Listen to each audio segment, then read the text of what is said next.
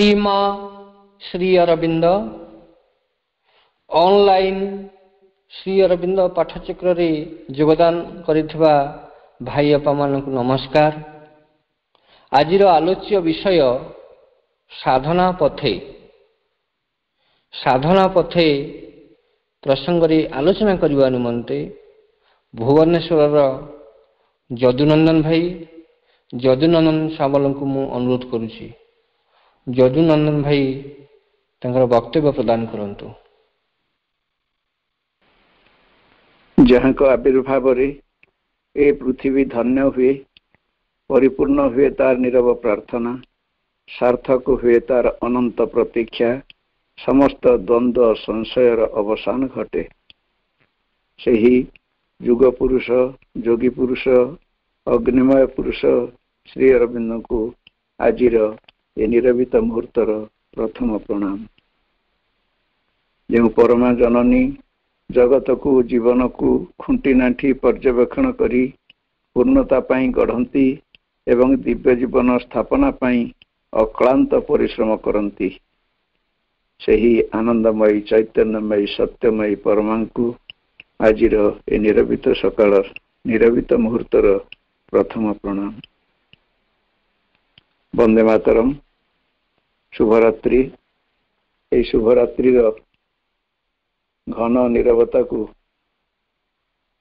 आपणे नहीं आमे जो माने दूर दूरांतरे माँ को भल पाउथुवा मातृ संतान अपाभाई मान अछंती, ए समस्त को मोर आंतरिक अभिनंदन और नमस्कार। ये जो मेल होकर आम बर्तमान अच्छु दूर दूरांतरे थिले मध्य यह एक आत्मार मेल, आध्यात्मिकतार मेल। एटी मन प्राण शरीर किछि मेल नाही एवं एई मुहूर्त केतोटी आमे जहाँ एठू पाइबा माँ एवं श्री अरविंदकर महार्घ वाणी को आमे जानिबा, शुणिबा, बुझिबा, हृदयंगम करिबा, आम धारणा को स्पष्ट करिबा, ताही हब आमर बंचुथिबा जीवनर परम संपद। तेणु एइभଳି एक अवसर रे मते सुजोग मिलिथिबारु मु दिव्यदानन को अशेष कृतज्ञता जनाऊछि एवं आमर ए आध्यात्मिक मेलटी को तथा उद्योक्ता भाई को मोर कृतज्ञता प्रकाश करुछि। आम आमर जीवा विषय वस्तु उपरकू। विषय वस्तु होछि साधना पथे। माँ को धारा रे जीवन बंचिबा सहज नुहे, माँ को धारा रे संसार रचिबा सहज नुहे। सहज नुहे सदा तांकरी चिंतारे मस्तिष्क को सतेज रखिबा, जीवनर खाल उच्च पार हेउथिबा बेले कदापि सहज नुहे तांको धरी सांगरे चलिबा। सहज नुहे बोली जे असंभव ता नुहे, सकल संभव। यात्रा पथ होइब सुगम, मिलिगले तांक सहयोग। ये यात्रा पूर्ण जोग पथर यात्रा, ये यात्रा प्रकृतिर यात्रा, ये यात्रा माँ एवं श्री अरविंदकर यात्रा। जो साधना कथा कह जाउची से साधना आमे केबे करि परिबा नाही। से साधना जो लक्ष्य निर्धारण करा जाइछि से लक्ष्य को आमे केबे आत्म प्रचेष्टा रे निजर व्यक्तिगत प्रचेष्टा रे केबे पाई परिबा नाही जदि सेई दिव्य जननी हमको साहाय्य न करिवे। तेणु ये होची आमे चालुथिबा पथरे जदि ताको भाबी नबा से माँ कर पथ बोली ताहले जाइकरी आमे ए रास्ता रे चली परिबा।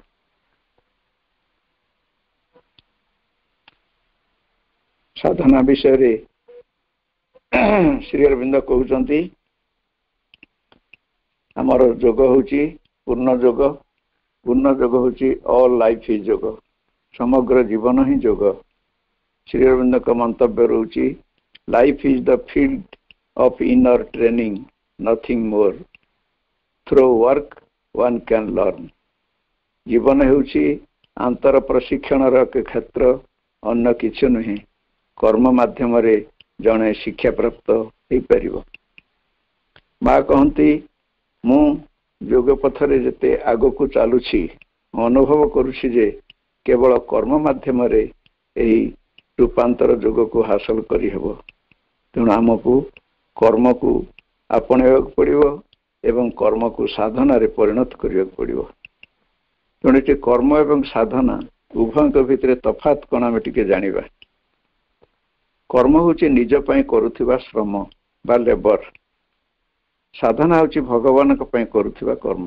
ଏତିକି ଖାଲି ଆମେ ସଂକ୍ଷିପ୍ତ ଭାବରେ ଜାଣିଲେ ଯଥେଷ୍ଟ ହେବ। ତେଣୁ ଆମେ ଯେଉଁ ସାଧନା କରିବା ତାହା ଭଗବାନଙ୍କର ପାଇବା ପାଇଁ, ଭଗବାନଙ୍କୁ ଜାଣିବା ପାଇଁ, ବୁଝିବା ପାଇଁ ଏବଂ ଭଗବାନ ହେଇଯିବା ପାଇଁ ଏ ଯୋଗରେ ସାଧନା କରିବା। ଏବଂ ଏହି ସାଧନା ଆମ ପାଇଁ ଶ୍ରୀ ଅରବିନ୍ଦ ବହୁ କାଳରୁ କରି ଆସିଛନ୍ତି।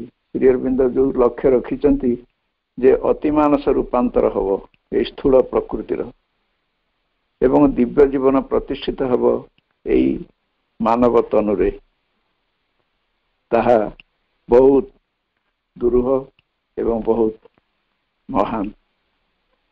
ଶ୍ରୀ ଅରବିନ୍ଦ ତାଙ୍କର ଦେବତାର ଶ୍ରମ ବା ଗଡ୍ସ ଲେବର କବିତାରେ ସେ ନିଜେ କହୁଛନ୍ତି, ଗହନ ଗଭୀରେ କାଳ କାଳ ଧରି ଆସିଛି ମୁଁ ଖୋଳି ଖୋଳି, ବିଭୀଷିକା ଭେଦି କର୍ଦ୍ଦମ କଳୁଷର, ରଚିବା ପାଇଁକି ସ୍ୱର୍ଣ୍ଣ ନଦୀର ସଙ୍ଗୀତ ପାଇଁ ସେଜ, ତୋଳିବା ପାଇଁକି ମୃତ୍ୟୁ ବିଜୟୀ ବହ୍ନିର ଲାଗି ଘର।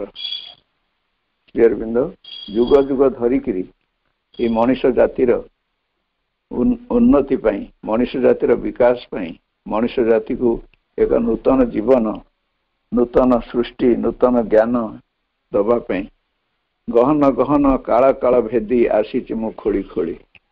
ବହୁ କାଳରୁ ଏଇ ଖୋଳି ଖୋଳିକି ଆସିଛନ୍ତି। କାହାକୁ ଖୋଳୁଛନ୍ତି ସେ? ନା ବିଭୀଷିକା ଭେଦି କର୍ଦ୍ଦମ କଳୁଷର। ବହୁ ବିଭୀଷିକା ଭିତରେ ଦେଇକି ମୁଁ ଆସିଛି, ବହୁ ଯନ୍ତ୍ରଣା ଭିତରେ ଦେଇକି ମୁଁ ଆସିଛି, କାଦୁଅ ପଙ୍କ ଖୋଳି ଖୋଳି ଆସିଛି। କ'ଣ ପାଇଁ? ନା ରଚିବା ପାଇଁକି ସ୍ୱର୍ଣ୍ଣ ନଦୀର ସଙ୍ଗୀତ ପାଇଁ ସେଜ। ସ୍ୱର୍ଣ୍ଣ ନଦୀ କିଏ? ସେ ଅତିମାନସ। ତା ପାଇଁ ଗୋଟେ ସେଜଟିଏ ଏପର୍ଯ୍ୟନ୍ତ ମଣିଷ ଭିତରେ ହେଇନାହିଁ। ତାରି ପାଇଁ ଗୋଟେ ସେଜଟିଏ କରିଦେବାକୁ ଆସୁଛି, ସେ ହେଉଛନ୍ତି ସ୍ୱର୍ଣ୍ଣ ନଦୀ। ଶଯ୍ୟା ଗୋଟେ ତିଆରି କରିଦେବା ପାଇଁ ଆସୁଛି, ସେ ଯେମିତି ବହି ଚାଲିବେ ଅନବରତ ମଣିଷ ଭିତରେ। ଏବଂ ତୋଳିବା ପାଇଁକି ମୃତ୍ୟୁ ବିଜୟୀ ବହ୍ନିର ଲାଗି ଘର। ସେ ମୃତ୍ୟୁ ବିଜୟୀ ବହ୍ନି ସିଏ ହେଉଛନ୍ତି ସେଇ ଅତିମାନସ। ତେଣୁ ମୁଁ ସେଇ ଅତିମାନସ ପାଇଁ ଏତିକି କାମ ମୁଁ କରି ଆସିଛି। ତେଣୁ ଇଏ ହେଉଛି ତାଙ୍କର କାମ। ଆମେ ତ କିଛି ଏ ବିଷୟରେ ଧାରୁନା। ତେଣୁ ଆକୁ ନେଇକିରି ଆମେ ଆଜି ଏଇ ସମାବେଶରେ କିଛି ଜାଣିବା ଯେ ପ୍ରକୃତରେ ସାଧନା କରିବାକୁ ଗଲେ ପୂର୍ଣ୍ଣ ଯୋଗରେ ଆମକୁ କ'ଣ କ'ଣ ପାଥେୟ ଦରକାର। ପଥ ଚାଲିବାକୁ ହେଲେ ପାଥେୟର ଆବଶ୍ୟକତା ରହିଛି, ସାଧନା କରିବାକୁ ହେଲେ ସାଧନର ଆବଶ୍ୟକତା ରହିଛି। ତେଣୁ ଆମେ କ'ଣ କ'ଣ ସାଧନ ସାଙ୍ଗରେ ଧରିକିରି ଯିବା ଯାହାଫଳରେ ଆମର ଏ ସାଧନା ପଥ, ଏ ଯାତ୍ରା ପଥ କ୍ଳାନ୍ତିକର ହେବ ନାହିଁ, ତାକୁ ଆମେ କିଛି ଅନୁଧ୍ୟାନ କରିବା, ଆଲୋଚନା କରିବା। ଏଇ ଯୋଗର ଲକ୍ଷ୍ୟ ମହାନ ଏବଂ ଦୁରୂହ। ମହାନ କାହିଁକି? ନା ସ୍ଥୂଳ ପ୍ରକୃତିର ରୂପାନ୍ତର ଓ ପରମ ସତ୍ୟଙ୍କ ଅବତରଣ ପୃଥିବୀର ଇତିହାସରେ ଏଯାଏ ସମ୍ଭବ ନାହିଁ। ଏହା ଏକ ସମ୍ପୂର୍ଣ୍ଣ ନୂତନ ସୃଷ୍ଟି, ସେହି ହେତୁ ଏହା ମହାନ, ଦି ଗ୍ରେଟ୍। ଦୁରୂହ ସବୁଠୁ କଷ୍ଟକର। ମନ ପ୍ରାଣ ଶରୀରର ସବୁ ଅଂଶ କ୍ଷୁଦ୍ରାଦପି କ୍ଷୁଦ୍ର କୋଷ କଣିକା ଇତ୍ୟାଦି ପର୍ଯ୍ୟନ୍ତ ଆମୂଳ ପରିବର୍ତ୍ତନ। ବର୍ତ୍ତମାନ ଯେଉଁ ସ୍ଥିତିରେ ମଣିଷ ରହିଛି ତାର ସମ୍ପୂର୍ଣ୍ଣ ବିପରୀତ ସ୍ଥିତିରେ ସ୍ୱାଭାବିକ ରୀତିରେ ପରିବର୍ତ୍ତନ ଘଟିବ। ସେଇଥିପାଇଁ ଦୁରୂହ କିନ୍ତୁ ଅସମ୍ଭବ ନୁହେଁ। ଶ୍ରୀ ଅରବିନ୍ଦଙ୍କର ସିମ୍ବଲ ଏହାର ଦୃଷ୍ଟାନ୍ତ, ଏହାର ଏକ ସଂକେତ। ଯେବେ ଆମକୁ ଆମ ସଚେତନ ମାନଙ୍କୁ, ସଚେତନ ଏଇଥିପାଇଁ କୁହାଯାଉଛି ଯେ ଶ୍ରୀ ଅରବିନ୍ଦଙ୍କର ଯୋଗ ଅନ୍ତତଃ ସବୁ ମଣିଷ ଆପଣେଇ ପାରିବେ ନାହିଁ। ଯେଉଁମାନେ ପ୍ରକୃତରେ ତାଙ୍କୁ ବରଣ କରିଥିବେ, ଚୈତ୍ୟ ସତ୍ତା ମଧ୍ୟରେ ତାଙ୍କୁ ଚାହିଁଥିବେ, ସେଇମାନେ କେବଳ ତାଙ୍କ ଯୋଗକୁ ଆସିପାରିବେ। ଆମମାନଙ୍କର ବହୁତ ସୌଭାଗ୍ୟର କଥା। ଆମେ ବିଶେଷ ଗଭୀରତା ଭିତରକୁ ଯାଇପାରିନାହୁଁ ସତ, କିନ୍ତୁ ମା ପ୍ରଭୁ ଆମକୁ ବହୁତ ଭଲ ଲାଗନ୍ତି, ତାଙ୍କୁ ଦେଖିଲେ ଭଲ ଲାଗନ୍ତି, ତାଙ୍କ କଥା ଶୁଣିଲେ ଭଲ ଲାଗେ। ଏଇଭଳି ବହୁତ କଥା। ଏତିକି ହେଉଛି ଆମର ପରମ ସମ୍ପଦ। ତେଣୁ ଏଇଟା କେମିତି ଘଟିଲା ନା ଆମେ ନିଶ୍ଚିତ ଭାବରେ ତାଙ୍କୁ ଆମ ସତ୍ତାର କୌଣସି ଅଂଶରେ ବରଣ କରିଛୁ। ଶ୍ରୀ ଅରବିନ୍ଦ ନିଜେ କହିଛନ୍ତି, who has chosen the divine has been chosen by the divine। ଯିଏ ଭଗବାନଙ୍କୁ ନିର୍ବାଚନ କରିଛି, ଭଗବାନ ତାଙ୍କୁ ନିର୍ବାଚନ କରିଛନ୍ତି। ତେଣୁ ଆମେ ସବୁ ସେଇ ଶ୍ରେଣୀର।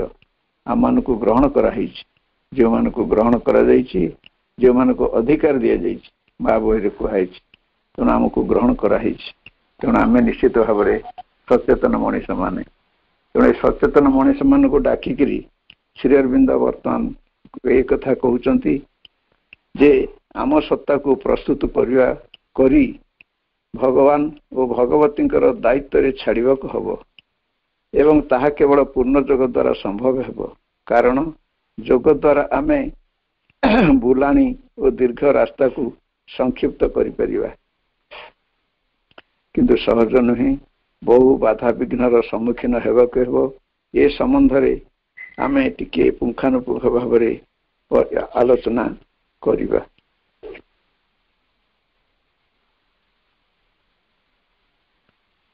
ଏହି ଯୋଗର ଲକ୍ଷ୍ୟ ଅନ୍ୟ ଯୋଗର ଲକ୍ଷ୍ୟ ଠାରୁ ଭିନ୍ନ ଏବଂ ଦୁରୂହ।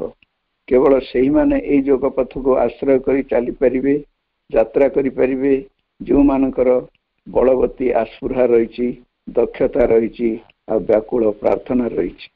ଏତଦ୍ ବ୍ୟତୀତ ଯେଉଁମାନେ ଯାତ୍ରା ପଥର ସକଳ ବାଧାବିଘ୍ନକୁ ଅତିକ୍ରମ କରିବା ତଥା ଜୀବନ ଏବଂ ଭବିଷ୍ୟତର ପ୍ରତ୍ୟେକ କ୍ଷତିକୁ ବିନା ଆପତ୍ତିରେ ସହିବାକୁ ସମର୍ଥ ଏବଂ ସମ୍ପୂର୍ଣ୍ଣ ନିଃସ୍ୱାର୍ଥପରତା, ବାସନା ଶୂନ୍ୟତା ଓ ସମର୍ପଣ ଆଡ଼କୁ ଗତି କରିବା ପାଇଁ ସଂକଳ୍ପବଦ୍ଧ, ସେଇମାନେ କେବଳ ଏ ଯୋଗ ପଥରେ ଆଗକୁ ଯାଇପାରିବେ।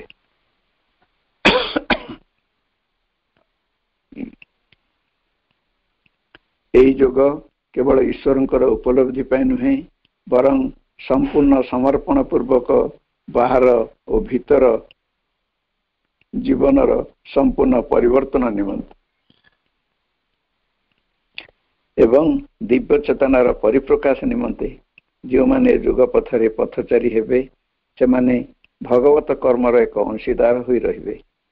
ଜଣେ ଆପଣାର ଚୈତ୍ୟ ସତ୍ତାଙ୍କର ଆହ୍ୱାନ ସମ୍ପର୍କରେ ନିଶ୍ଚିତ ହୋଇ ଶେଷ ଯାଏ ଏ ଯାତ୍ରା ପଥରେ ଯାତ୍ରା କରିବା ପାଇଁ ପ୍ରସ୍ତୁତ ଥିବା ଆବଶ୍ୟକ।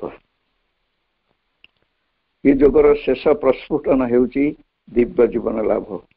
ତା ପୂର୍ବରୁ ଶରୀର, ପ୍ରାଣ, ମନର ଯଥାର୍ଥ ପ୍ରସ୍ତୁତି ଅର୍ଥାତ୍ ରୂପାନ୍ତର। ଚୈତ୍ୟ ଓ ଆଧ୍ୟାତ୍ମିକ ଜୀବନ ଯାପନ କରିବା ପାଇଁ ତା ପକ୍ଷରେ ନିହାତି ଦରକାର। ଚୈତ୍ୟ ଆଧ୍ୟାତ୍ମିକ ଜୀବନ ଯାପନ ପରେ ଅତିମାନସର ଶକ୍ତି ଦ୍ୱାରା ତାର ଜୀବନକୁ ରୂପାନ୍ତର କରାଯିବ ଏବଂ ରୂପାନ୍ତର ହେଇସାରିଲା ପରେ ତା ଫଳରେ ସଚ୍ଚିଦାନନ୍ଦ ପରମ ସତ୍ୟ ଭଗବାନ ସେହି ସତ୍ତାରେ ଆପଣାର ସ୍ୱରୂପ ଓ ଜୀବନ ସହ ବାସ କରିବେ।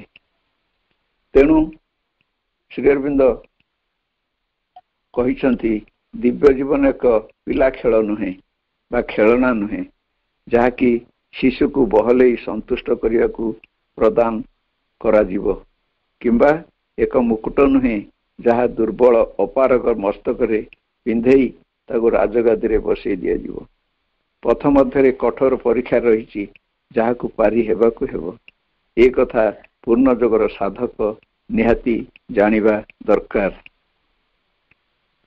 ଏ ଯୋଗ ପାଇଁ ପ୍ରସ୍ତୁତ ହୋଇ ରୁହ କହିବାର ଅର୍ଥ ହେଉଛି କେବଳ ଦକ୍ଷତା ଲାଭ ନୁହେଁ, ଏଥିପାଇଁ ଏକ ଦୃଢ଼ ଇଚ୍ଛା ଶକ୍ତି, ଯାହା ଯେତେ କାଳ ଲାଗୁ ପଛେ ଧୈର୍ଯ୍ୟ ଓ ସହନଶୀଳତା ସହ ସବଳ ଓ ଶକ୍ତିମନ୍ତ ହୋଇ ରହିବା ଉଚିତ। ତାପରେ ଯାଇ ଯାତ୍ରା କରିବାକୁ ଜଣେ ବାହାରିବ। ଏକ ଅସ୍ଥିର ଅସନ୍ତୋଷ ଯାହା ସାଧାରଣ ଜୀବନରେ ଥାଏ ଓ କାହିଁକି ଶୀଘ୍ର ସିଦ୍ଧି ମିଳିଲା ନାହିଁ ବୋଲି ସେ ଚିତ୍କାର କରେ, ସେମିତି ହେଲେ ଚଳିବ ନାହିଁ। ଯେଉଁ ଡାକରା ଆସିଛି ତା ପ୍ରତି ସକାରାତ୍ମକ ମନୋଭାବ ଦୃଢ଼ ସଂକଳ୍ପ ଏବଂ ଏକ ବଳଶାଳୀ ସ୍ଥିରତା ଆଧ୍ୟାତ୍ମିକ ଜୀବନ ଯାପନ ପାଇଁ ଏକବାର ଆବଶ୍ୟକ। ଏହି କେତୋଟି ଜ୍ଞାନ ପୂର୍ଣ୍ଣଯୋଗ ପାଇଁ ମନ ଅନ୍ତତଃ ଅତି କମରେ ଜାଣୁ। 1ରେ ସୃଷ୍ଟିକର୍ତ୍ତା ପରମ ସଚ୍ଚିତ ଆନନ୍ଦ ନିଷ୍କ୍ରିୟ ନୁହନ୍ତି, ସେ ସଦା ସକ୍ରିୟ। 2ରେ ସେ ସୃଷ୍ଟିର ଊର୍ଦ୍ଧ୍ୱତର ସ୍ଥିତିରେ ଯେ ଉପଲବ୍ଧି ହେବେ ତା ନୁହେଁ, ଏହି ପୃଥିବୀରେ ଏହି ଜୀବନରେ ବି ତାଙ୍କୁ ଉପଲବ୍ଧି କରାଯାଇପାରିବ। 3ରେ ଦିବ୍ୟ ଜୀବନ ପ୍ରାପ୍ତି ରୂପେ ଯେଉଁ ଲକ୍ଷ୍ୟ ରଖାଯାଇଛି ତାହା ମନର ଅଧିକାରରେ ନାହିଁ, ଆତ୍ମାର ବିଶ୍ୱାସ ଦ୍ୱାରା ଏହା ଅନୁଭୂତ ହେବ। ମନ ପ୍ରାଣ ଶରୀରକୁ ସେହି ଦିବ୍ୟ ଅବତରଣ ପାଇଁ ପ୍ରସ୍ତୁତ କରିବାକୁ ହେବ। ମାନସିକ ଜ୍ଞାନ ଲାଭ ବଡ଼ କଥା ନୁହେଁ, ବଡ଼ କଥା ହେଉଛି ଅନ୍ତରର ଆହ୍ୱାନ।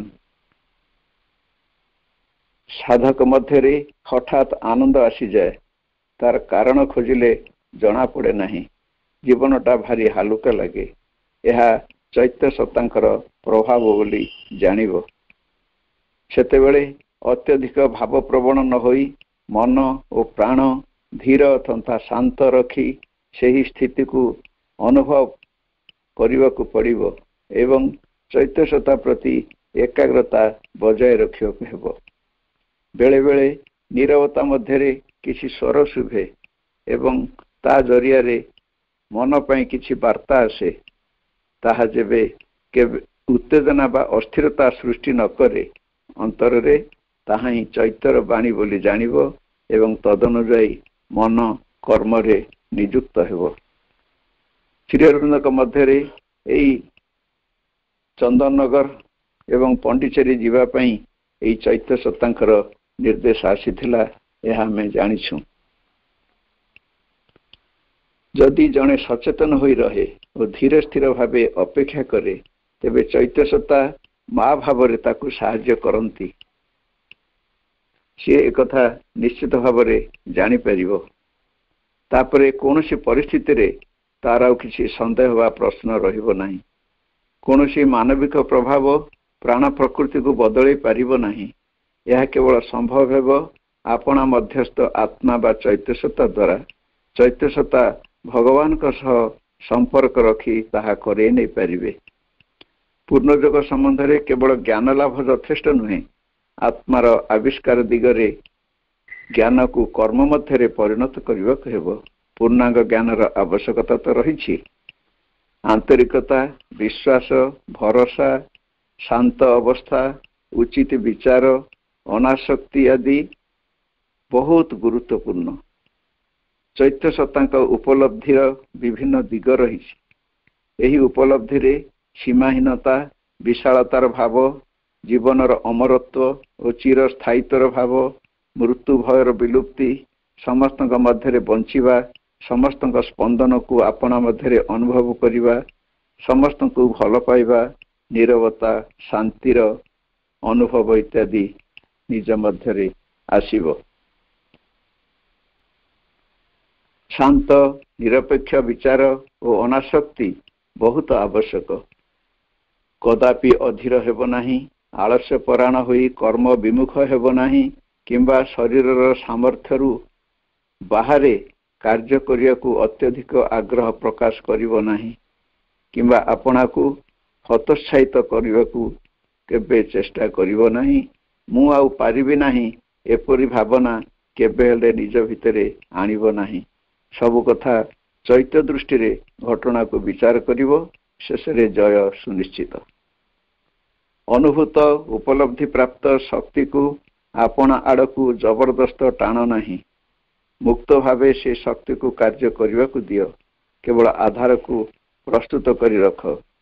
Be always ready to receive the divine, for he may come to you at any time without prior intimation. ସବୁବେଳେ ଭଗବାନଙ୍କୁ ପାଇବା ପାଇଁ ତୁମେ ପ୍ରସ୍ତୁତ ହେଇକି ରୁହ। ତାଙ୍କୁ ସ୍ୱାଗତ ଜଣାଇବା ପାଇଁ ପ୍ରସ୍ତୁତ ହେଇକି ରୁହ, କାରଣ ସେ କେବେ ତୁମ ପାଖକୁ ଆସିବେ ତାହା ଆଗରୁ ଖବର ନ ଦେଇକରି ତୁମ ପାଖରେ ପହଞ୍ଚି ଯାଇପାରନ୍ତି ଯେକୌଣସି ସମୟରେ। ଯେଉଁ ଲକ୍ଷ୍ୟ ନେଇ ପୂର୍ଣ୍ଣଯୋଗର ସାଧକ ସାଧନାରତ ରହିବ, ଏବଂ ତାର ଲକ୍ଷ୍ୟ ସମ୍ବନ୍ଧରେ ଅନ୍ୟମାନଙ୍କୁ ଅବଗତ କରେଇବ, କେହି ତାକୁ ବିଶ୍ୱାସ କରିବେ ନାହିଁ। ଧର୍ମ, ଗୁରୁ, ପରିବାର, ସମାଜ, ପ୍ରଚଳିତ ଶାସ୍ତ୍ର, ଦର୍ଶନ କାହାରି ସେ ବିଶ୍ୱାସ ଭାଜନ ହେବ ନାହିଁ। ବରଂ ବିରୋଧରେ ବହୁ ଶକ୍ତି ବାହାରିବେ ଏବଂ ସାଧକକୁ ସେଇ ବାଟରୁ ଟାଣି ଆଣି ତାଙ୍କ ପାଲରେ ପକାଇବାକୁ ଶତ ଚେଷ୍ଟା କରିବେ। ଏପରିକି ସାଧନା ପଥରେ ସାଧକ ସେମାନଙ୍କର ଶ୍ୱାସବାୟୁକୁ ଅନୁଭବ କରୁଥିବ। Over his shoulders often he must look back, like one who feels on his neck an enemy's breath. He must stumble into felicity's endless net. Savitri. Shri Arvind ଏଇଭଳି ବହୁ ଯନ୍ତ୍ରଣା ସହିଛନ୍ତି। ଶ୍ରୀ ଅରବିନ୍ଦଙ୍କର ବିରୋଧୀ ମାନେ ବହୁତ ଥିଲେ। ବ୍ରିଟିଶ ସରକାର ତ ତାକୁ ପୁରାପୁରି ଫାଶୀ ଦେଇ ତାଙ୍କୁ ମାରିଦେବା ପାଇଁ ଚକ୍ରାନ୍ତ କରିସାରିଥିଲେ।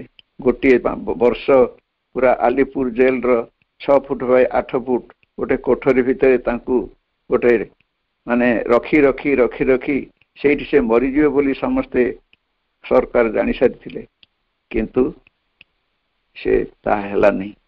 ସେଇଥିପାଇଁ ସେ ତାଙ୍କର କହିଛନ୍ତି, ତାଙ୍କର ସେଇ ଗଡ୍ସ ଲେବର କବିତାରେ, ଆସ ଆସ ତାକୁ ହତ୍ୟା କରିବା, ଯାତ୍ରା ତା ଦେବା ସାରି, ତେବେ ସିନା ଆମ ହୃଦୟ ଲଭିବ ଶାନ୍ତି, ସୁଖ ହେବ ସୁମାରି। କମ୍ let us slay him and end his course, then shall our hearts have release। ସିଧା ଲେଖିଛନ୍ତି ସେ। କେତେ ଯନ୍ତ୍ରଣା ଦେଇକି ସେ ଏମାନଙ୍କ ପାଇଁ କାର୍ଯ୍ୟ କରିଛନ୍ତି ତାର କିଛି ପତା ନାହିଁ, ଆମେ ଜାଣିନୁ। ଏ କ୍ଷେତ୍ରରେ ସାଧକ କ'ଣ କରିବ? ଏଭଳି ଅବସ୍ଥା ଯେତେବେଳେ ପଡ଼ିବ ତାକୁ ପ୍ରାଣାନ୍ତକ କଥା ଶ୍ରୀ ଅରବିନ୍ଦ କହିଛନ୍ତି। ସେଇ କଥା ଯେତେବେଳେ ଆଲିପୁର ଜେଲରେ ଦେହ ତାଙ୍କର ବହୁତ ଖରାପ ହେଇଗଲା ଏବଂ ସେ ଲେଖିଛନ୍ତି ନିଜେ ଉତ୍ତରପଡ଼ା ଅଭିଭାଷଣରେ, କାରା କାହାଣୀରେ ଏସବୁ କହିଛନ୍ତି ଯେ ଜୀବନ ଚାଲିଯିବ, ଏମିତି ଅବସ୍ଥା ଆସିକି ପହଞ୍ଚିଲା। ସେତିକିବେଳେ ହଠାତ୍ ବାସୁଦେବଙ୍କର ଦର୍ଶନ ହେଇଗଲା ତାଙ୍କର।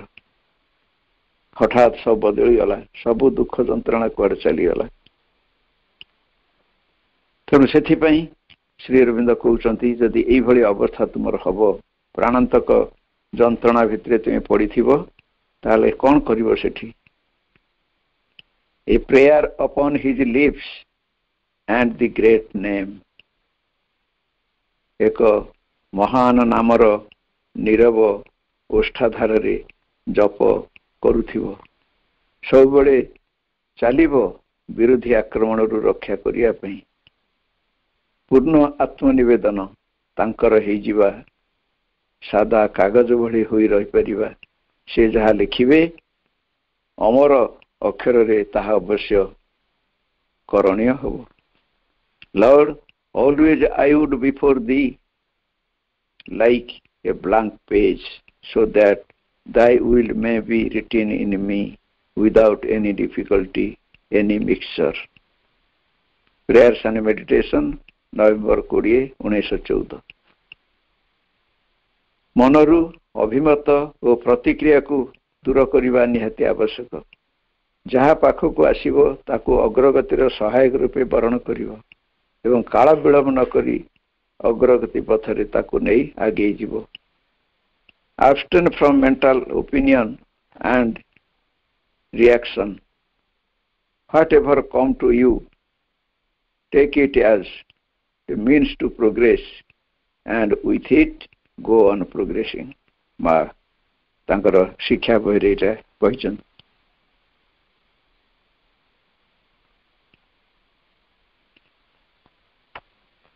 ସନ୍ଦେହ ଏବଂ ସଂଶୟ ପ୍ରତ୍ୟେକଙ୍କ ମଧ୍ୟରେ ରହିଛି, ତାହାକୁ ଦୂର କରିବାକୁ ହେବ। ଏହା ଦୂର ହେବ ଦୁଇଟି ଉପାୟରେ। ପ୍ରଥମ ହେଲା ଉପଯୁକ୍ତ ଜ୍ଞାନ ହାସଲ ଦ୍ୱାରା, ଦ୍ୱିତୀୟ ହେଲା ମନ ବୁଦ୍ଧିର ଊର୍ଦ୍ଧ୍ୱରେ ଥିବା ଭଗବାନ ବା ଭାଗବତୀଙ୍କ ସ୍ୱୟଂ ଆବିର୍ଭାବ ଦ୍ୱାରା। ଏଇ ଯୋଉ ମନ ବୁଦ୍ଧିର ଊର୍ଦ୍ଧ୍ୱରେ ଥିବା ଭଗବାନ ଏବଂ ଭଗବତୀଙ୍କ ସ୍ୱୟଂ ଆବିର୍ଭାବ ଜ୍ଞାନ ନଥିଲେ ମଧ୍ୟ ତାହା ହେଇପାରିବ। ଉଦାହରଣଟି ଆମେ ନେବା। ଆଲିପୁର ଯେତେବେଳେ ଶ୍ରୀ ଅରବିନ୍ଦ ଯୋଉ କୋଠରୀରେ ଥିଲେ, ଯୋଉ ସେଲରେ ଥିଲେ, ବର୍ତ୍ତମାନ ସେ ସେଲରେ ଆଉ କୌଣସି କଏଦୀଙ୍କୁ ରଖାଯାଉନି। ସେ ସେଲରେ ଶ୍ରୀ ଅରବିନ୍ଦଙ୍କର ଫଟୋ ଗୋଟିଏ ରଖାହେଇଛି ଏବଂ ସେଇ ଫଟୋ ଉପଯୁକ୍ତ ସମ୍ମାନର ସହିତ ସେଠି ପୂଜା ପାଉଛନ୍ତି। ଥରେ ଜଣେ ମହିଳା ଅନ୍ତତଃ ଆଲିପୁର ଜେଲ ଦେଖିବାକୁ ଗଲେ। ଝରକା ବାଟେ ସେ ଚାହିଁଛନ୍ତି, ଦେଖିଲେ ଜଣେ ଦୀର୍ଘ ଦାଢ଼ିଯୁକ୍ତ ବ୍ୟକ୍ତି ଆସି ଶ୍ରୀ ଅରବିନ୍ଦଙ୍କର ସେଇ ଫଟୋକୁ ପୋଛିଲେ।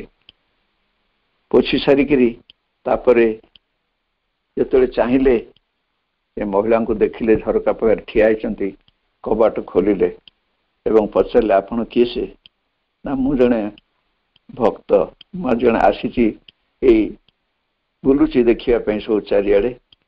ନା, ମହିଳା ଜଣ ପଚାରିଲେ, ଆପଣ ଏଠି କଣ କରୁଛନ୍ତି? ନା, ମୁଁ ଏଠି ଆଜୀବନ କଏଦୀ ଅଛି, ମୋର ଦୋଷ କିଛି ନାହିଁ, ମତେ କିଛି ବିନା ଦୋଷରେ ଆଜୀବନ କଏଦୀ କରି ରଖିଛନ୍ତି, ଆଉ ମତେ ଏଇ କାମ ଦିଆହେଇଛି, ଏଇ ଫଟୋକୁ ପୋଛିବା, ଏ ଘର ଝାଡୁ କରିବା, ସଫା ରଖିବା, ଏତିକି କାମ ମତେ ଦିଆହେଇଛି। ମହିଳା ଜଣ ପଚାରିଲେ, ସିଏ ଫଟୋ କାହାର? ନା, ମୁଁ ସେ କଥା କିଛି ଜାଣିନି, ମତେ ନିର୍ଦ୍ଦେଶ ଅଛି, ମୁଁ ଏଇ କାମ କରିବି। ତାପରେ ସେ କହିଲେ, ହଉ ଠିକ ଅଛି, ମୁଁ ଟିକେ ଆସୁଛି, ଆପଣ ଏଠି ଛିଡା ହେବେ କି ସମୟ? ନା, ହଁ ମୁଁ ଛିଡା ହେଇଛି, ଆପଣ ଯାଆନ୍ତୁ। ତାପରେ ମହିଳା ଜଣକ ସେ ଫଟୋ ଉପରେ ଦୃଷ୍ଟି ନିବଦ୍ଧ କରି ରଖିଲେ। ଆଖି ଛଳ ଛଳ ହେଇଯାଉଥାଏ। ଏ ବ୍ୟକ୍ତି ଯିଏକି ଆଜୀବନ କଏଦୀ, ସେ ପ୍ରଭୁଙ୍କୁ ଜାଣିନାହାନ୍ତି, କିନ୍ତୁ ଉପଯୁକ୍ତ ସେବା କରି ଚାଲିଛନ୍ତି। ହଠାତ୍ ସେ ଦେଖିଲେ ଯେ ଝରକା ବାଟେ ଟିକେ ପବନ ଚାଲି ଆସିଲା ଭିତରକୁ ଏବଂ ଶ୍ରୀ ଅରବିନ୍ଦଙ୍କର ସେ ଫଟୋର କେଶରାଜି ଟିକେ ହଲିଗଲା। ଆଶ୍ଚର୍ଯ୍ୟ ହେଇଗଲେ ସେ, କିଏ ଫଟୋରେ କେମିତି କେଶରାଜି ହଲିଗଲା? ସେଇଭଳି ସେ ନିର୍ବାକ ନୟନରେ ଚାହିଁଥାନ୍ତି। ସେ କଏଦୀ ଜଣକ ପୁଣି ପଇସା ଆସିଲେ ସେ ଘର ଭିତରକୁ, ଦେଖିଲେ ଇଏ ପୁରା ନୀରବ ନିଶ୍ଚଳ ହେଇକରି ସେ ଫଟୋ ଆଡକୁ ଚାହିଁଛନ୍ତି।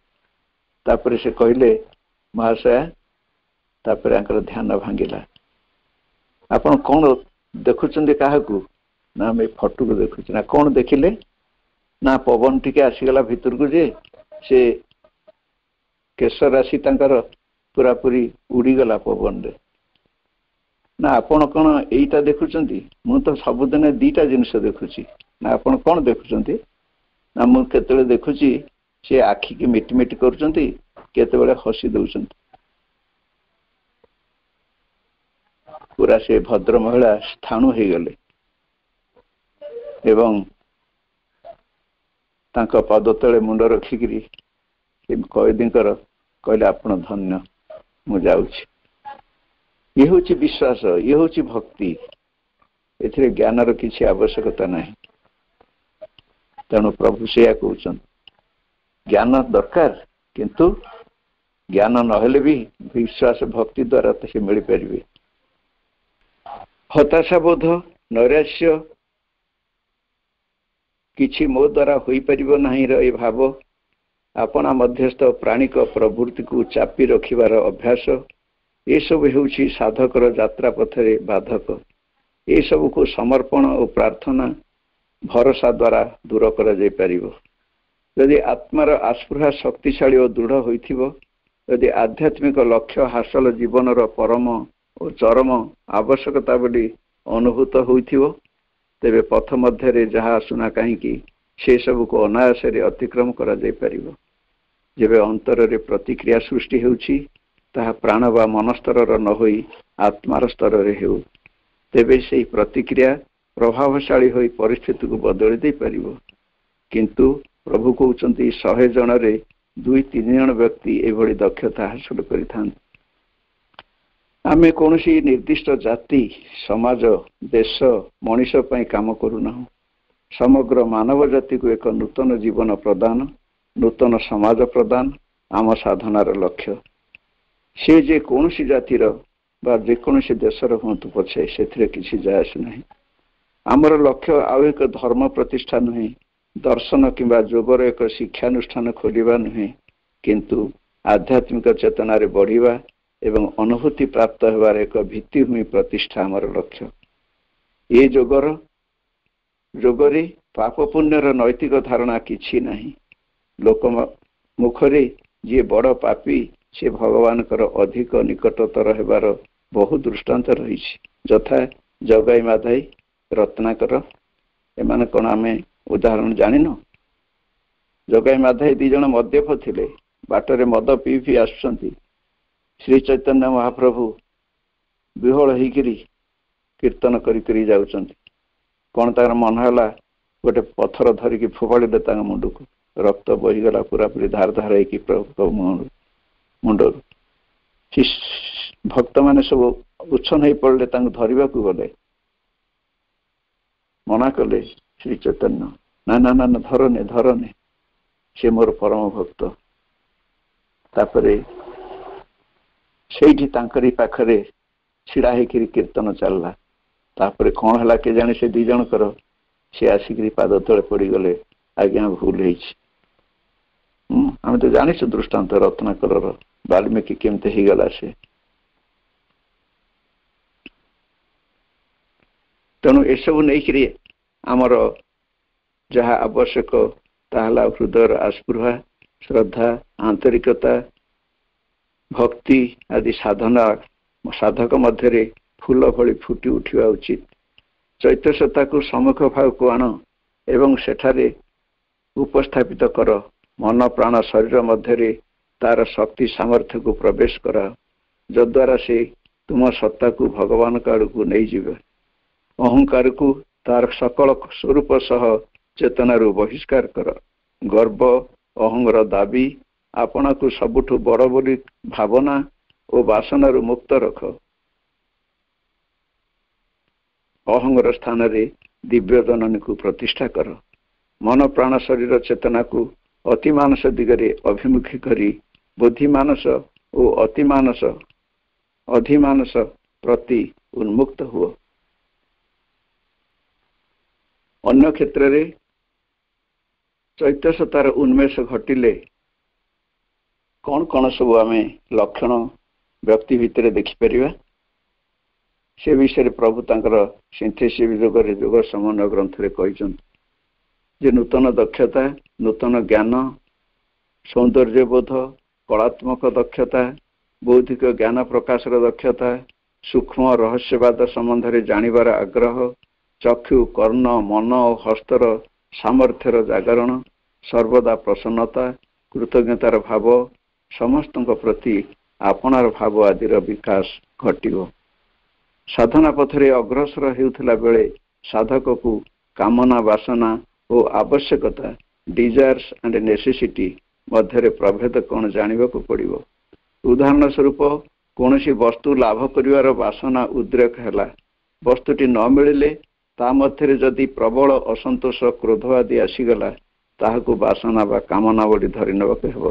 ଅନ୍ୟପକ୍ଷରେ ଅସ୍ଥିର, ଅସନ୍ତୁଷ୍ଟ ନ ହୋଇ ବ୍ୟକ୍ତି ଯଦି ଏପରି ଭାବେ ଭାବିଲା ଯେ ଠିକ ଅଛି, ଯଦି ମୋର ତାହା ଦରକାର ଥିବ, ମା ଉଚିତ ସମୟରେ ମୋତେ ତାହା ପ୍ରଦାନ କରିବେ, ସେଥିପାଇଁ ଅଧୈର୍ଯ୍ୟ ହେବାର ବା ଅସନ୍ତୋଷର କିଛି ଆବଶ୍ୟକତା ନାହିଁ। ତାହା ହିଁ ଆବଶ୍ୟକତା ବୋଲି ଜାଣିବ ଏବଂ ତାହା ନିଶ୍ଚୟ ପୂରଣ ହେବ। ଏକ ସମତା, ନିରବତାର ଭାବ ପୋଷଣ କରିବାକୁ ପଡ଼ିବ। ନିରପେକ୍ଷତାର ଭାବ ମଧ୍ୟ ନିଜ ଭିତରକୁ ଆଣିବାକୁ ପଡ଼ିବ। କର୍ମୀ, ଯନ୍ତ୍ର, ସେବକ ଅପେକ୍ଷା ସନ୍ତାନ ଚେତନା ହେଉଛି ସବୁଠୁ ଗୁରୁତ୍ୱପୂର୍ଣ୍ଣ। ସାଧନା ପଥରେ ଗଲାବେଳେ ପ୍ରତ୍ୟେକ ସାଧକ କିଛି କାଳ ପାଇଁ ନିଜ ମଧ୍ୟରେ ଶୂନ୍ୟତା ଅନୁଭବ କରେ, ଯେପରି ଯାହା ସବୁ ଉପଲବ୍ଧ ହେଇଥିଲା ସବୁ ଚାଲିଯାଇଛି, ଆତ୍ମା ମଧ୍ୟ ଅନ୍ତରିତ ହୋଇଯାଇଛି। ଏଭଳି ସ୍ଥିତିରେ ସାଧକ ବିଚଳିତ ନ ହୋଇ ଶାନ୍ତ, ନୀରବ ହୋଇ ଅପେକ୍ଷା କରିବ। କିଛି କାଳ ପରେ ମେଘ ମଧ୍ୟରୁ ସୂର୍ଯ୍ୟଙ୍କର ପ୍ରକାଶ ଭଳି ସବୁ ପୁଣି ତା ପାଖକୁ ଫେରିଆସିବ। ମାଙ୍କ ନିକଟରେ ଆତ୍ମନିବେଦନ ହିଁ ଗୁରୁତ୍ୱପୂର୍ଣ୍ଣ ବିଷୟ। ତାହା ଫଳରେ ସେହି ପଥ ମାଙ୍କ ପଥରେ ପରିଣତ ହୋଇଯିବ। ତେଣୁ ସାଧକ ବାଧା ବିଘ୍ନ ମଧ୍ୟରେ ବି ଅନାୟାସରେ ଆଗକୁ ଚାଲିପାରିବ। ଆତ୍ମା ଯଦି ଦୃଢ଼ ସଂକଳ୍ପବଦ୍ଧ ହୋଇଥିବ, ସକଳ ବାଧା ଅତିକ୍ରମ କରି ଯାଇପାରିବ। ଯଦି ଅନୁଭବରେ ଆଲୋକର ଦର୍ଶନ ମିଳେ ତେବେ ତାହା ସୂଚାଇ ଦିଏ ଯେ ତୁମେ ଯୋଗ ପଥରେ ଚାଲିବାକୁ ଉପଯୁକ୍ତ ହୋଇଛ। କିଛି ଅନୁଭବ ନ ଆସିଲେ କିଛି ବ୍ୟସ୍ତ ହେବାର ନାହିଁ। ମାଙ୍କ ଉପରେ ବିଶ୍ୱାସ ଓ ଭରସା ରଖିବାକୁ ପଡ଼ିବ। If your aim is great but means are small, still act. Shri Arvind କହୁଛନ୍ତି ଯଦି ତୁମର ଉପାୟ ଖୁବ କମ ଅଛି କିନ୍ତୁ ଲକ୍ଷ୍ୟ ବହୁତ ଅଛି ତଥାପି ଅଟକି ଯାଅନି, ଚାଲ।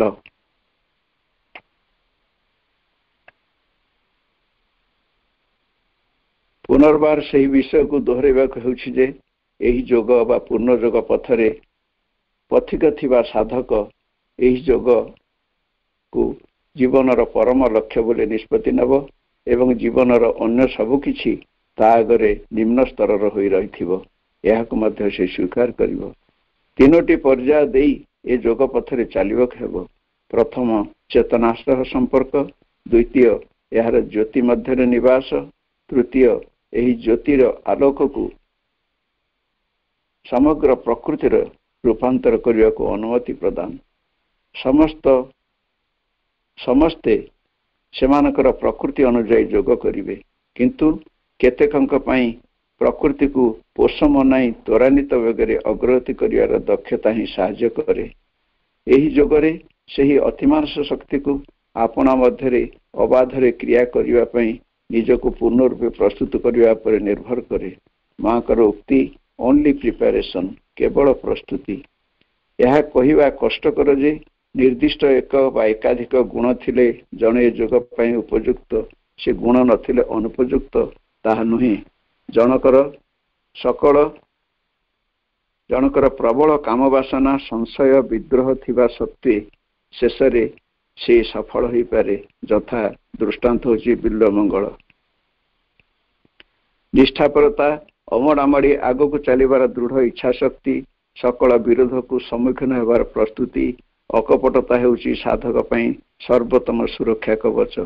ଅନ୍ତର ସତ୍ତାଙ୍କ ସହ ସମ୍ପର୍କ ରଖି ବାହ୍ୟ ସତ୍ତା, ବାହାର ମତାମତ ବା ବାହାର ଚେତନାକୁ ପରିବର୍ତ୍ତନ କରିବାକୁ ହେବ। ଏହି ସ୍ଥିତି ନିଶ୍ଚିତ ରୂପେ ଲାଭ କରାଯାଇପାରିବ ଆନ୍ତରିକତା, ଆସ୍ପୃହା ଓ ଧୈର୍ଯ୍ୟ ଦ୍ୱାରା। ବ୍ୟକ୍ତିଗତ ପ୍ରଚେଷ୍ଟା ଦ୍ୱାରା ତୁମେ ସାଧନାରେ ସଫଳତା ପାଇବ ନାହିଁ। ଏଥିପାଇଁ ମାତୃଶକ୍ତି ନିକଟରେ ସମର୍ପଣ ହିଁ ଆବଶ୍ୟକ। ବିରୋଧୀ ଶକ୍ତିଙ୍କ ପରାମର୍ଶ ପ୍ରତି କାନ ଦିଅ ନା, ତତ୍ପରିବର୍ତ୍ତେ ଦିବ୍ୟ ଶକ୍ତି ଉପରେ ପୂର୍ଣ୍ଣ ଭରସା ଓ ଧୈର୍ଯ୍ୟ ସାଧନା ଜରିଆରେ ହାସଲ କରିବାକୁ ହେବ। ସାଧକ ତା ସାଧନା କାଳରେ 3 ଗୁଣ ସତ୍ତ୍ୱ, ରଜ, ତମ ଦ୍ୱାରା ପ୍ରଭାବିତ ହୁଏ। ଏହି ସମୟରେ ମଧ୍ୟ ମାଙ୍କ ପ୍ରତି ଯଥାର୍ଥ ଆସ୍ପୃହା ଆବଶ୍ୟକ। ଏହି ଆନ୍ତର ଆସ୍ପୃହା ଫଳରେ ମହାଯୋଗୀ ମଧ୍ୟ ପାପୀରେ ପରିଣତ ହୋଇଯାଇଛନ୍ତି ଏବଂ ମହାନ ପାପୀ ମଧ୍ୟ ଯୋଗୀରେ ପରିଣତ ହୋଇଯାଇଛନ୍ତି। ଯଥା ବିଲ୍ୱମଙ୍ଗଳ, ଜଗାଇ ମାଧାଇ ଆମେ ଜାଣିଛୁ। ଆଉ ଏକ ବ୍ୟାଧ।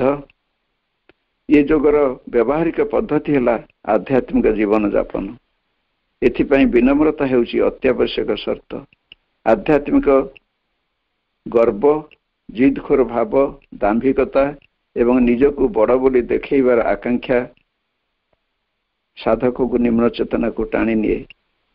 ପଥ ମଧ୍ୟସ୍ଥ ସକଳ ବାଧା ବିଘ୍ନକୁ ଅତିକ୍ରମ କରିବା ପାଇଁ ଭଗବାନଙ୍କ ଉପରେ ଓ ଆପଣାର ଆଧ୍ୟାତ୍ମିକ ଭବିଷ୍ୟତ ଉପରେ ପୂର୍ଣ୍ଣ ଆଶା ଭରସା ରଖି ଏ ସକଳ ଶକ୍ତିକୁ ସେ ଦିଗରେ ନିୟୋଜିତ କରିବା ଜରୁରୀ। ସାଧନାର ପ୍ରତି ପଦକ୍ଷେପରେ ଯେତେବେଳେ ଜଣେ ଅଗ୍ରସର ହେଉଥାଏ, ବିପରୀତ ଶକ୍ତି ସାଧକ ମଧ୍ୟରେ ସନ୍ଦେହ ଓ ଆଶଙ୍କା ରୂପରେ ପ୍ରବେଶ କରିବେ ଏବଂ ତାର ମୋକ୍ଷକୁ, ତାର ଗୋଡ଼କୁ ଦଉଡ଼ିରେ ବାନ୍ଧି ପକାଇବେ। ସେପରି ସେ ଅଗ୍ରସର ହୋଇପାରିବନି। ଏହା ସେମାନଙ୍କର ବ୍ୟବସାୟ। ଏ କ୍ଷେତ୍ରରେ ଜଣେ ସାଧକ ଅବଶ୍ୟ ନିଜକୁ ଦୃଷ୍ଟିପାତ କରିବ। ଯେହେତୁ ମୁଁ କେବଳ ସେହି ପରମ ଭଗବାନଙ୍କୁ ଚାହୁଁଛି, ସେହି ସଫଳତା ନିଶ୍ଚିତ ଭାବେ ମୋତେ ମିଳିବ। ମୋର କେବଳ ଆଗକୁ ଚାଲିବାର ଅଛି। ସକଳ ନିର୍ଭରତାକୁ ନେଇ ଗୋପନରେ ତାଙ୍କର ବରଦ ହସ୍ତ ସବୁବେଳେ ରହିଛି। ତାଙ୍କରି ପନ୍ଥାରେ ମୋତେ ତାଙ୍କ ଆଡ଼କୁ ସେ ନେଇଯାଉଛନ୍ତି ଓ ତାଙ୍କ ଦ୍ୱାରା ମୁଁ ଚାଳିତ ହେଇକିରି ଚାଲିଛି, ଏହାକୁ ଗୁରୁ ମନ୍ତ୍ର ରୂପରେ ତୁମେ ବ୍ୟବହାର କରିବ। ଏହି ବିଶ୍ୱାସକୁ ପ୍ରତ୍ୟେକ ସାଧକ ତାଙ୍କ ଅନ୍ତରର ଗଭୀରତା ମଧ୍ୟରେ ସ୍ଥାୟୀ ରଖିବାକୁ ଚେଷ୍ଟା କରିବେ। ଧକ୍କା ଆସିଲେ, ଝୁଣ୍ଟି ପଡ଼ିଲେ ସେ ସହାୟତା ପ୍ରଦାନ କରି ଉଠେଇ ନେଉଛନ୍ତି ବୋଲି ଏହି ବିଶ୍ୱାସ ଦୃଢ଼ୀଭୂତ କରିବାକୁ ପଡ଼ିବ। କଠୋର ପରୀକ୍ଷାର ବେଳ ଯାତ୍ରା ପଥରେ ଆସିବ, ସେତେବେଳେ ସାଧକ ବିବ୍ରତ ନ ହୋଇ ଶାନ୍ତ ଚିତ୍ତରେ ଭଗବାନ ପ୍ରତି ଦୃଢ଼ ବିଶ୍ୱାସ ସ୍ଥାପନ ପୂର୍ବକ ତାଙ୍କର ସୁରକ୍ଷା ନିମନ୍ତେ ପ୍ରାର୍ଥନା କରିବ। ସେ ବିଶ୍ୱାସର ମୂଳମନ୍ତ୍ର ହେବ ଭଗବତେ ଚାହିଁ ସର୍ବୋତ୍ତମ। ଏହି ଆଲୋଚନା ଦ୍ୱାରା ଆମେ ଜାଣିଲେ ଯେ ଲକ୍ଷ୍ୟ ଆମର ମହାନ, କିନ୍ତୁ ପଥ ବହୁତ କଷ୍ଟକର, କଣ୍ଟା ଝଣ୍ଟାରେ ପୂର୍ଣ୍ଣ, ଖାଲ ଉଞ୍ଚ ବନ୍ଧୁର ପଥ। ଏଭଳି ଅବସ୍ଥାରେ ଆମକୁ କେବଳ ସାହାଯ୍ୟ କରିବେ ସେହି ରୂପାନ୍ତରକାରିଣୀ ଦିବ୍ୟ ଜୀବନ ପ୍ରଦାୟିନୀ ଆମର ମା। ତାଙ୍କରି ନିକଟରେ ସରଳ ଶିଶୁ ତୁଲ୍ୟ ନିଜକୁ ସମର୍ପଣ କରିଦେଇ ଓ ତାଙ୍କ ଶକ୍ତିକୁ ଅବାଧରେ କାର୍ଯ୍ୟ କରିବା ପାଇଁ ଆମ ଆଧାର ବା ମନ ପ୍ରାଣ ଶରୀରକୁ ଯଥାର୍ଥ ଭାବେ ପ୍ରସ୍ତୁତ କଲେ ସେ ଆମକୁ ତାଙ୍କର ପ୍ରବଳ ଚୁମ୍ବକୀୟ ଶକ୍ତି ଦ୍ୱାରା ବାଧା ବିପତ୍ତିରୁ ଅତିକ୍ରମ କରାଇ ଊର୍ଦ୍ଧ୍ୱମୁଖକୁ ଟାଣି ନେବେ। A magnet of our difficult ascent Savitri. ଆଉ ଆମ ପକ୍ଷରେ ରହିଲା କେବଳ ନିଜର ପ୍ରସ୍ତୁତି, ଓନ୍ଲି ପ୍ରିପାରେସନ୍। ଅତି ଯତ୍ନରେ ପାରେ ଯେବେ ଗଢ଼ି ଜୀବନକୁ ମୋର ଖାଲି ବାଉଁଶର ବଇଁଶିଟିଏ ମୁଁ କରି, ଜାଣେ ତୁମେ ନିଜେ ରନ୍ଧ୍ରରେ ତାର ନିଜ ସୁରଦେବ ଭରି। ଆମ ଆସ୍ପୃହା ସଫଳ ହେଉ, ଆମ ଉଦ୍ୟମ ଫଳବତୀ ହେଉ, ମାଙ୍କର ଜୟ ହେଉ। ବନ୍ଦେ ମାତରମ୍। ବର୍ତ୍ତମାନ ଗୋଟିଏ ମିନିଟ୍ ମାଙ୍କ ନାମ ଜପ କରିବା ସହିତ ଆଜିର ପାଠଚକ୍ରକୁ ସମାପ୍ତ କରିବା। ମା ମା ମା ମା ମା ମା ମା ମା ମା ମା ମା